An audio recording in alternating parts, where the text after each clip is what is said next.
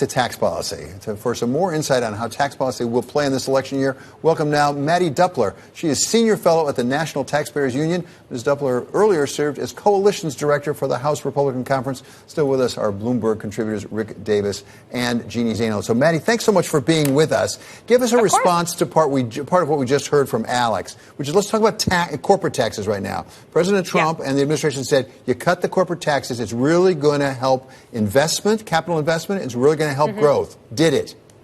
Right. Well, that's one of the questions, right? The problem is we'll never have a counterfactual that shows us exactly what the tax cut did, because what's the other big point of economic activity that's been happening in Washington, D.C.? The trade war. So right now we've had enormous economic pressure on those businesses that were expected to invest as a result of that cut in the corporate tax rate. We do know a couple of things, though, about the corporate tax, right? There's a couple of things that I think are very important when we're talking about the Democratic tax plans, all of which would raise that corporate tax rate. Biden and Bloomberg have both proposed raising that to 28%, which is, of course, what the Obama budget kept the corporate tax rate at over the 8 years that he proposed budgets here in Washington. And Elizabeth Warren and Sanders would raise it to 35%. Warren would go even further and increase that tax on other companies by a 7 percentage point surtax on top of that 35%. That corporate tax, we know, is passed down to workers. That's something that all economists agree on. And when you have the Democrats running for president talking about the effect of corporate taxes, they want to tell you that businesses are the one paying them. In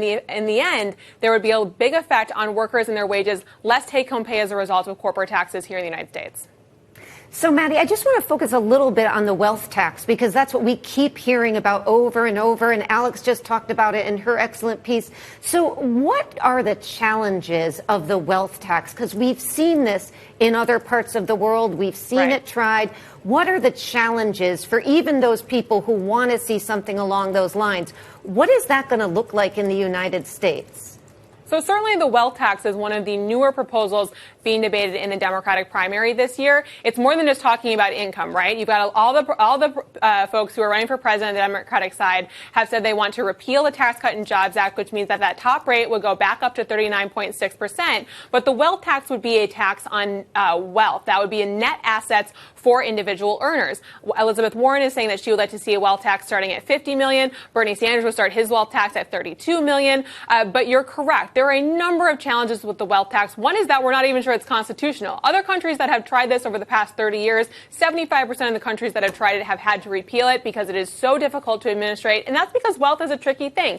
Income, when you tax income, you know when it is earned and where it is going. That is not the case for wealth. Of course, wealthy people in this country not only own assets that are illiquid, they also own businesses. And how you would measure those sorts of assets in order to tax them every year is a question that neither campaign has been able to answer at this point. Now, I do think that it's an interesting conversation to have about whether or not a wealth tax is plausible here. Certainly, Warren and Sanders being ascendant in this political race shows that maybe this is an idea that has some legs, but the administration of it, I think, would be overwhelmingly difficult. Mattie, this is one of the debates we've heard throughout the Democratic primary is sort of how do you generate so much public revenue in order to pay for these bloated domestic programs that the candidates have been putting out there. And that's all been under the umbrella of a very positive growth in the U.S., not only their tax base, but also the economy. But all of a sudden now we've seen a dip in the economic indicators, really driven by the coronavirus globally and now potentially nationally. Do you anticipate this administration doing anything more to try and get ahead of it economically? The president's talked about a middle-class tax cut repeatedly over the last 6 months. Maybe didn't think he needed it until now, but what do you see happening maybe even between now and the end of the year? Right. I will mention that one of the best things you can do to increase revenues is increase economic growth. And when you increase corporate taxes, that will be a challenge for these Democrats who are proposing increases in those corporate taxes, because you'll see less growth and probably less revenue as a result. But when it comes to the middle class tax cut that the president has been talking about, I think that it makes sense for the president to return to talking about tax reform. Remember, in 2017, when that tax law was passed, there was a lot of questions about how it would affect individuals. And when all the chips came to fall, 80% of taxpayers got a tax cut as a result of that tax cut.